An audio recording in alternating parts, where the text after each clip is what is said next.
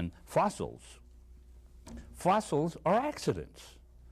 I lecture on that, and I'm not thrown out of the university, but fossils should not occur, simply because this system is beautifully designed to recycle all the components. We have hosts of organisms that cause decay and recycling within the system, and cycles of all the atoms and elements.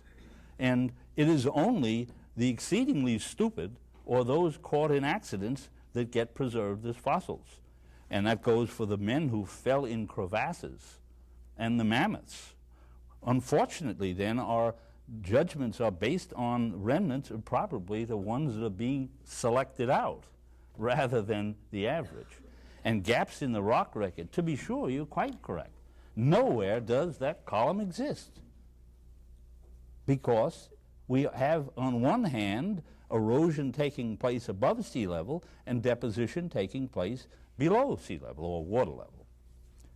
And it is only through a composite of here and here and here, and that is listed as a generalized composite. But the cumulative converging evidence in seafloor spreading, the process in which our continents are moving about. Good, I was hoping you'd explain that. This essentially pulls these things together in a way that almost makes me suspicious. And a lot of geologists are putting the brakes on lest everyone think that this is a unifying theory with no flaws. For such a theory certainly is not the handiwork of man.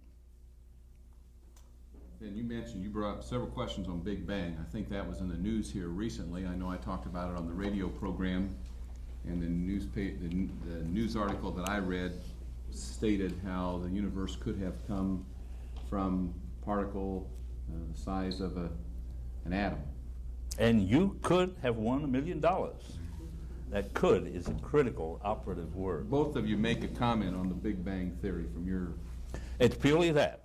And it's based on this cranking back. If everything's going out, they say, aha, then we'll run it back and see when it all comes together. The question is how fast you run it back. And I agree with you. I don't think anybody has the foggiest idea of doing it.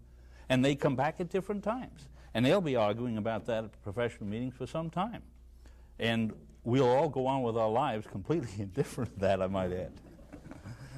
Big Bang.